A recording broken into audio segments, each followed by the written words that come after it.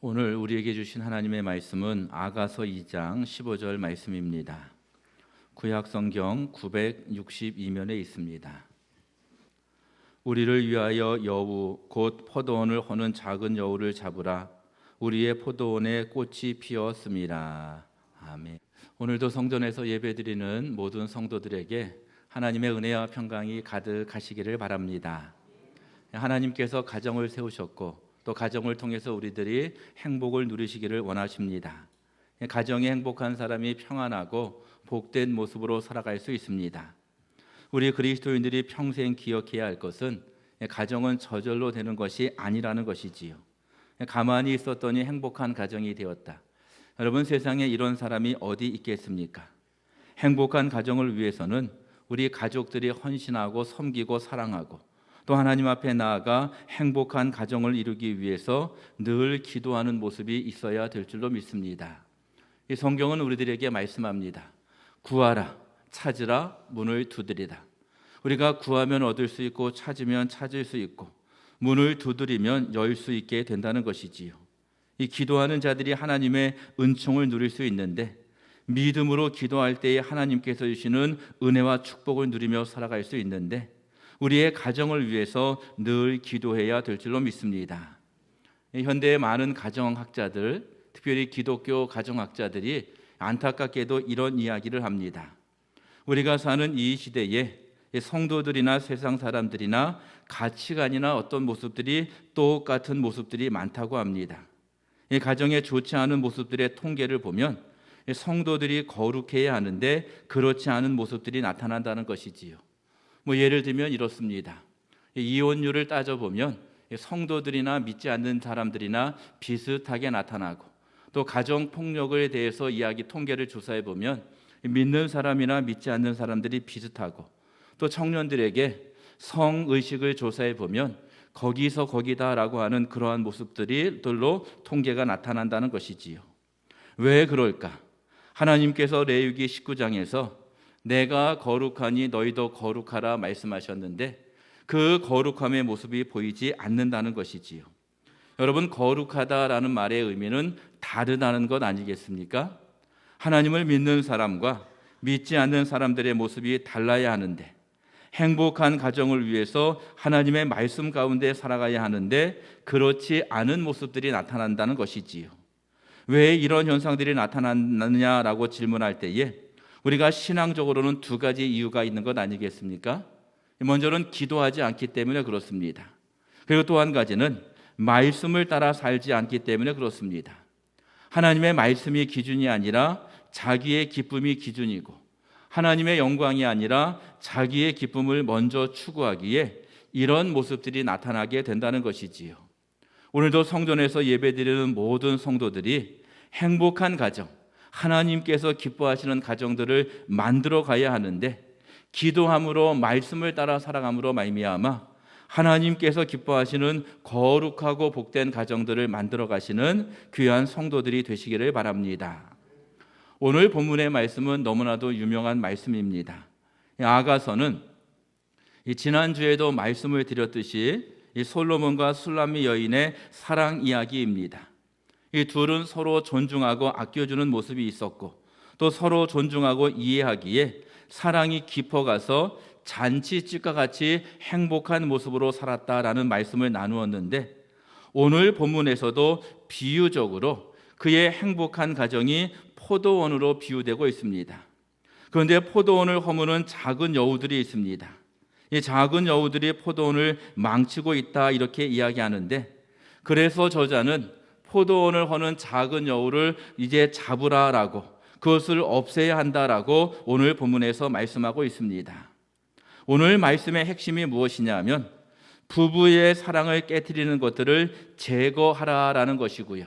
또 여기서 한 걸음 더 나아가면 가정을 허무는 작은 여우가 있다면 그 모든 것을 제거해야 한다라는 것이고요. 또 한 걸음 더 나아간다면 행복한 가정을 만들기 위해서 늘 수고하며 하나님 앞에 나아가는 모습이 우리 그리스도인들의 모습이라는 것이지요.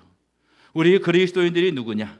오늘 말씀의 근거에서 이야기하면 가정을 허무는 것들이 있다면 제거하고 행복한 가정을 만들어가기 위해서 늘 수고하며 기도하며 말씀을 따라 살아가는 모습이 있어야 된다는 뜻입니다. 행복한 가정을 만들어가는 성도들의 몇 가지의 특징이 있습니다. 이 첫째가 무엇이냐 하면 진정한 보물이 무엇인지 아는 것입니다. 우리 지난주에 살펴보았던 말씀인데요. 이 세상 사람들에게 질문하지요. 보물이 무엇입니까? 당신에게 가장 소중한 것이 무엇입니까? 질문하면 돈이라고 이야기하고 건강이라고 이야기하고 명예라고 이야기해야 하는데 우리 그리스도인들에게 가장 중요한 것은 믿음입니다. 십자가의 은총 가운데 살아가는 것이고 예수 그리스도의 은혜 가운데 살아가는 것이 가장 중요하다는 뜻입니다. 아브라함의 하나님, 이삭의 하나님, 야곱의 하나님의 축복을 받는 가문이 되어야 된다는 것이지요. 이 진리가 있기에 밭에 감추인 보화를 찾았을 때에 모든 것을 팔아서 밭에 감추인 보화를 찾았는데 우리의 모습도 이런 모습이 되어야 될 줄로 믿습니다. 그리고 두 번째로는 가정에서 가장 중요한 것이 무엇인지 알아야 한다는 것이지요. 여러분, 가정에서 가장 중요한 것이 무엇입니까? 우리 지난주에 살펴보았던 것처럼 이해하고 사랑하는 것입니다. 풍족해서 이해하는 것이 아니라 있는 그 자체를 사랑하고 이해한다는 것이지요. 이 술람미 여인이 자신을 향해서 나는 골짜기의 수선화 같다 이야기했더니 솔로몬이 무엇이라고 이야기하냐면 가시나무 가운데 백합하다 이렇게 표현했습니다. 이 술람미 여인은 자신은 부족한 존재다라고 이야기했지만 솔로몬은 내 눈에 보기에 가장 멋지고 내 눈에 보기에 가장 아름다운 여인이다라고 이야기하면서 사랑을 표현했다라는 말씀을 함께 나누었는데 여러분, 행복한 가정의 특징이 무엇이냐라고 이야기하면 이해하고 사랑하는 것입니다. 가족이기에 사랑하고 가족이기에 멋지다고 이야기해 주어야 된다는 것이지요. 그리고 셋째가 무엇이냐라고 이야기하면 기대하지 않고 격려하는 것입니다. 우리 성도들이 잘 기억해야 하는데 기대하는 것이 아니라 격려하는 것이 가정의 아주 중요한 모습이라는 것이지요. 이 세상의 모든 부모들은 자녀들을 키울 때에 기대라는 것을 합니다. 이 초등학교 선생님들이 보통 이렇게 이야기하는데 1학년 때의 부모님들과 이야기하다 보면 대부분의 부모님들이 이렇게 이야기한다고 합니다. 우리 아이는 천재 같습니다. 우리 아이는 모르는 것이 없고 그렇게 머리가 좋습니다. 그런데 3학년, 4학년쯤 되면 천재에서 조금 떨어져서 우리 아이는 수재 정도 되는 것 같다 이야기하고요. 여러분, 고등학교 1학년 때에 첫 번째 모의고사를 본 이후에 담임 선생님이 부모님들과 면담할 때에 담임 선생님들이 이렇게 이야기를 많이 한다고 합니다. 우리 아이들이 적어도 스카이는 갈 수 있겠죠. 서울대, 연대, 고대는 갈 수 있는 것 아닙니까? 라고 이야기하다가 2학년 때쯤 되면 서울에 있는 중요한 10개 대학 정도는 들어갈 수 있는 것 아닙니까? 그러다가 3학년 때 되면 서울에 있는 대학교에 들어가도 너무 좋겠습니다. 이렇게 이야기한다는 것이지요. 가만히 살펴보면 많은 경우에 있어서 부모의 기대가 지나치다는 것입니다. 자녀의 능력이 그 정도가 아닌데 부모의 기대가 높기 때문에 그 기대만으로 인해서 부담이 되고 실망하고 또 그 기대로 말미암아 마음에 속상한 모습들이 나타나게 된다는 것이지요. 이 가정 안에서 자녀에 대한 기대만 있는 것이 아닙니다. 여러분, 부모에 대한 기대가 있는 것 아니겠습니까? 그래도 우리 집에서 내가 결혼할 때에 이 정도는 해주겠지. 아파트 한 채는 사주겠지. 내가 사업을 시작할 때에 부모님이 많이 도와주시겠지. 부모님이 이 정도는 해주시는 건 아니냐라고 하는 기대를 가질 수도 있다는 것이지요. 여러분, 부부도 마찬가지 아니겠습니까? 남편이 나에게 이 정도 해주는 것은 당연한 것 아니냐. 옆집 남편들은 더 잘해준다는데 더 잘해주어야지라고 기대할 수도 있고요. 아내에 대한 기대도 마찬가지입니다. 옆집 아내들, 드라마에 나오는 아내들, 영화에 나오는 아내들은 너무 멋지고 귀한데 아니 그 정도는 해줘야 되는 것 아니냐라고 기대할 수 있다는 것이지요. 여러분, 기대가 높으면 틀림없이 실망합니다. 기대에 못 미치기에 실망하고 낙담할 수밖에 없고요. 그리고 그 정도밖에 안 되느냐라고 화를 내면서 결국 그 모습 가운데에 불행한 가정이 될 수밖에 없다는 것이지요. 원래 그 정도인데 스스로 아니라고 하면서 가족에 대한 높은 기대감이 있다면 그것이 결국 가정의 평안을 깨트리고 불행한 가정을 만들어갈 수밖에 없게 된다는 것이지요. 여러분, 가정에 대해서 또 우리 식구들에 대해서 지나친 기대를 오늘 본문의 표현대로 하면 가정을 허무는 작은 여우입니다. 가정을 허무는 작은 여우가 무엇이냐? 기대감이라고 말할 수 있다는 것이지요. 행복한 가정은 기대가 아니라 격려가 있는 가정입니다. 이 식구들이 더 잘할 수 있게끔 격려해 준다는 것이지요. 이 자녀들이 더 잘할 수 있게끔, 부모님이 더 평안하게 살 수 있게끔, 우리 남편과 아내가 행복한 모습으로 살아갈 수 있도록 격려해 주는 모습이 필요하다는 것이지요. 여러분, 유명한 이야기 가운데 이런 이야기가 있지 않습니까? 이 종교개혁을 하고 있는 루터가 너무너무 힘들어서 절망하고 있었습니다.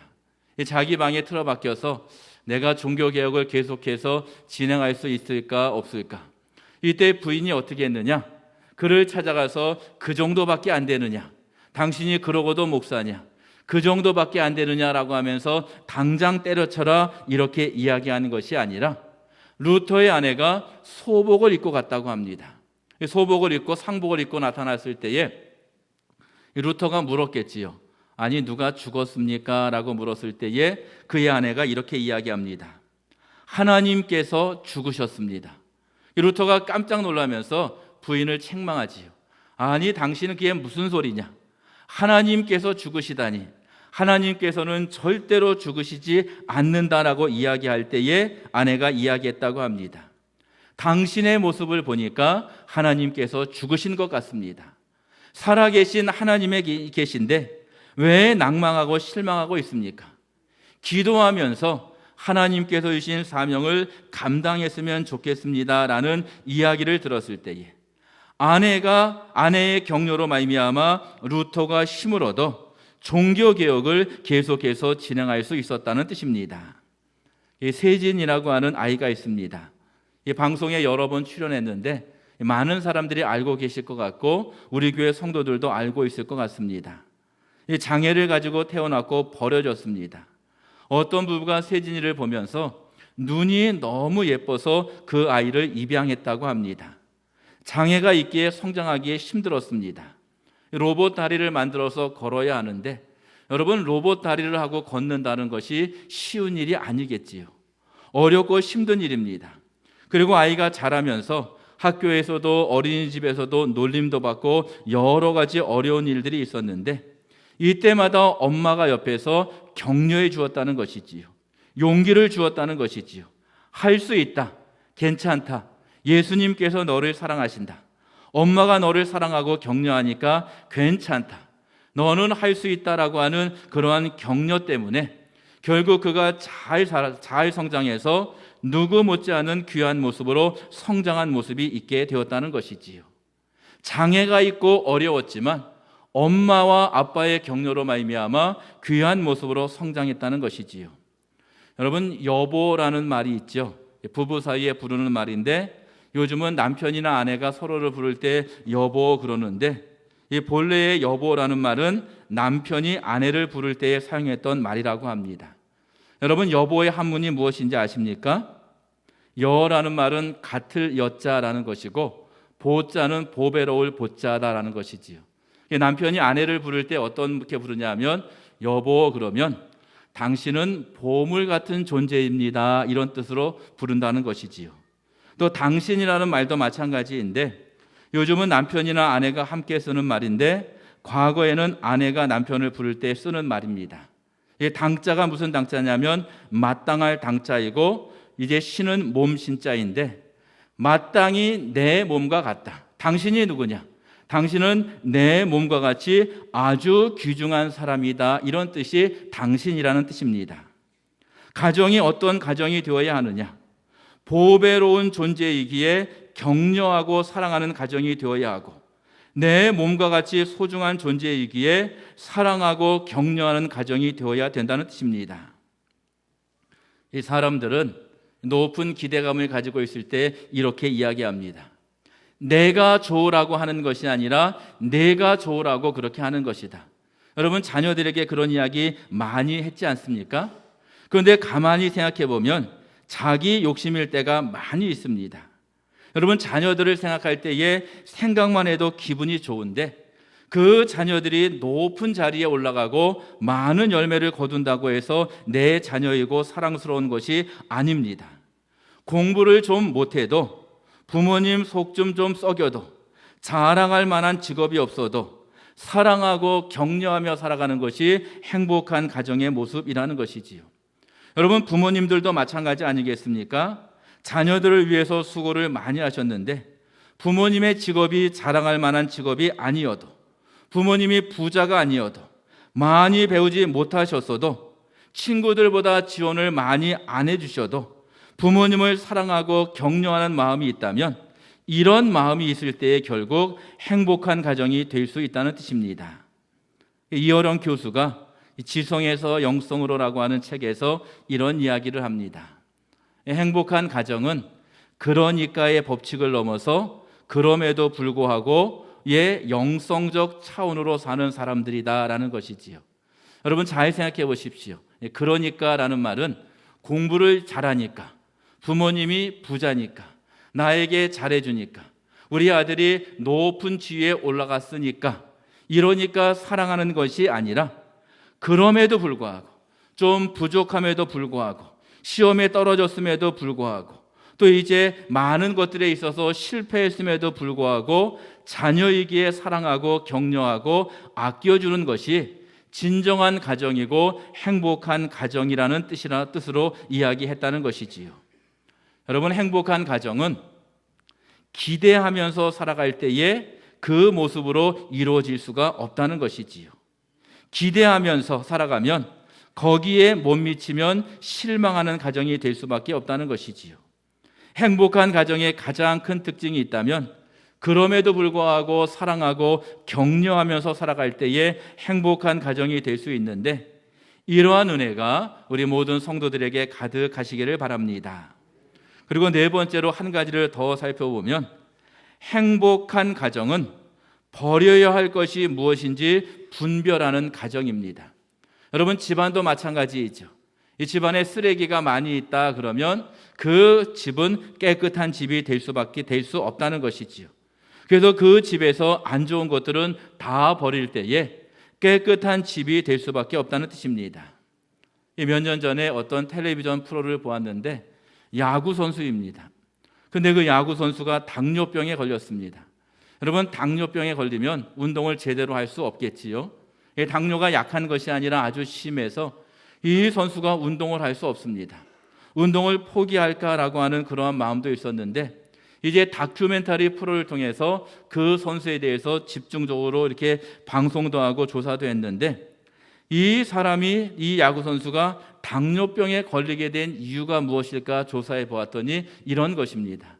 음식이다 이렇게 이야기하는데 그 선수뿐만 아니라 부모님들도 형제들도 이 당뇨 쪽에 몸이 많이 좋지 않습니다. 왜 그러냐 하면 그 가족이 함께 모여서 늘 식사하는 것, 먹는 음식, 당뇨병에 걸리기 너무 좋은 모습으로 음식을 먹고 있는 그러한 모습들이 방영되었습니다. 그래서 의사가 추천합니다. 이렇게 먹지 말고 다시 먹어라. 당뇨병이 걸리지 않는 것을 당신이 먹으면 좋겠다라고 하면서 이렇게 음식을 먹기 시작했습니다. 물론 그 선수는 어렸을 때부터 먹었던 음식이 맛있고 의사가 추천한 음식들은 맛이 하나도 없는데 그래서 살기 위해서 그런 음식을 먹었더니 놀랍게도 당뇨 수치가 크게 떨어졌다. 이런 것들이 실제로 나타나는 것들을 제가 본 적이 있습니다. 여러분, 잘 생각해 보십시오. 병원에 가서 의사들에게 물어보면 의사들이 먼저 가족에 대해서, 가족이 이런 병으로 아프신 분들이 계신가요? 라고 물어보는데 이것을 가족력이다 이렇게 이야기하는데 온 가족의 나쁜 습관 때문에 그 병에 함께 걸리게 된다는 것이지요. 그 나쁜 것들이 계속해서 이어져서 그 가문의 가족의 병이 될 수 있다는 그러한 이야기입니다. 여러분, 질병뿐만 아니라 삶의 태도나 신앙의 태도도 비슷합니다. 어느 집안을 보면 할아버지의 실수를 아버지가 똑같이 하고 아버지의 실수를 아들이 똑같이 합니다. 그렇게 하지 말아야 한다고 다짐했는데 그렇게 하고 자신도 모르게 배워서 아버지의 실수를 하면서 살아가는 사람들이 있다는 것이지요. 미국 역사에 유명한 이야기가 있습니다. 하나님을 경외했던 조나단 에드워드 목사님이 있는데 이분의 가문을 4대거에 걸쳐 추적해 보았더니 1394명의 자손들이 있었다고 합니다. 이 부부는 신실한 기독교였고 늘 자녀들을 사랑하고 축복하면서 키웠는데 그의 후손들이 어떻게 되었느냐? 300명의 목사, 선교사, 신학교수, 100명의 대학교수, 102명의 변호사, 30명의 판사, 60명의 작가, 56명의 의사, 14명의 대학 총장, 3명의 국회의원, 1명의 부통령. 또 이제 반대로 무신론자이고 경건하지 못하게 살았던 사람이 있었는데 맥스 죽스라는 사람입니다. 이 사람의 4대손을 조사해 보았더니 560명쯤 되었다고 합니다. 310명이 거지로 살았고 150명은 범죄자로 유죄 판결을 받았고 그 중에 70명은 살인을 했고 사형당한 사람이 109명, 그들의 후손 가운데 3분의 1이 정신병을 앓았다. 절반 이상이 문맹자요, 마약 사범이요, 알코올 중독으로 살았다. 이런 이야기를 통해서 양쪽 가문을 비교하는 이야기가 있는데 하나님을 믿는 것이 인생의 보물인 줄 알고 하나님을 경외했던 조나단 에드워드의 가문은 하나님께서 주시는 놀라운 은총을 누렸습니다. 그런데 맥스 죽스라는 가문은 정말로 좋지 않은 모습 가운데에 그의 자손들이 어렵고 힘든 모습으로 살게 되었다는 것이지요. 여러분, 우리가 이 땅에 살아갈 때 어떤 모습이 있어야 되느냐? 하나님을 섬기는 귀한 모습이 우리 가문 가운데 계속 되어야 하고 또 이제 가문에 좋지 않은 전통, 우리 집안에 있는 안 좋은 것들이 있다면 이러한 것들을 가지고 살아가는 것이 아니라 날마다 버리며 살아가야 합니다. 불신앙, 미움, 다툼, 시기, 질투, 분냄, 악독, 이 모든 것들을 버리며 살아가는 모습이 있어야 된다는 것이지요. 이 지혜로운 자들은 가정의 행복을 무너뜨리는 것들을 과감하게 버립니다. 술주전뱅이로 살다가 우리의 자녀들까지 이렇게 살면 안 되겠다. 그래서 술을 끊습니다. 도박으로 살다가 우리의 자녀들도 이렇게 살면 안 되겠다. 그렇기 때문에 도박을 끊어버린다는 것이지요. 자녀들에게 물려줄 것이 못 되는 이 모든 것들을 생각하고 그 모든 것들을 결단하며 중단하며 내어버린다는 것이지요. 여러분, 오늘 본문에 기록이 되어 있지 않습니까? 우리의 가정을 허무는 작은 여우를 잡으라. 우리의 가정 가운데 안 좋은 것들이 있다면 그 모든 것들을 버리고 살아가는 자들이 지혜로운 자들이라는 것이지요. 인터넷에 어떤 기사 가운데 나오는 것인데 행복한 가정을 위해서 버려야 할 것 10가지를 이야기합니다. 여러분 가정에 혹시 이러한 것들이 있다면 꼭 버리시기를 바랍니다. 비난, 욕설, 원망, 속임, 폭력, 고집, 비밀, 시기, 편견, 계산, 이러한 것들이 있다면 이러한 것들을 벗어버리고 하나님께서 주시는 말씀을 기억하면서 말씀을 따라 살아가야 된다는 것이지요. 행복한 가정이 무엇이냐? 우리의 가정 가운데 없어져야 할 것들은 제거해버리고 우리 가정이 말씀 중심으로 살겠습니다라고 결단하며 나아가는 것이지요. 하나님의 말씀이 등불입니다. 모든 성경은 하나님의 감동으로 된 것으로 교훈과 책망과 바르게 함과 의로 교육하기에 유익합니다. 말씀을 따라 살아갈 때에 버려야 할 것들은 버리고 하나님의 말씀을 따라 살아갈 때에 우리가 행복한 가정, 아름다운 가정을 만들며 살아갈 수 있게 된다는 뜻입니다. 이 세상에 저절로 되는 것은 하나도 없습니다. 시간이 잘 되었더니 잘 되었다. 시간이 지났더니 잘 되었다. 여러분, 이런 일, 이런 가정이 어디 있겠습니까? 우리의 가정도 마찬가지입니다. 지혜로운 성도는 가정을 위해서 늘 기도합니다. 더 나아가서 가정을 위해서 수고하며 살아간다는 것이지요. 인생의 진정한 보물은 예수 그리스도라는 사실을 기억하면서 예수님을 섬기는 가정이 되기 위해서 늘 수고합니다. 가정에 꼭 필요한 것은 사랑하고 이해하는 것이라는 진리를 기억하면서 가족을 사랑합니다. 기대하면, 욕심이 생기면 더 힘들어지지만 격려하고 축복하면 행복이 가득하다는 진리를 알아서 늘 가족 식구들을 격려하며 살아갑니다. 가정에 없어져야 할 것들을 잘 분별해서 그 모든 것들을 버리고 말씀을 따라 살아가는 인생들이 된다는 것이지요.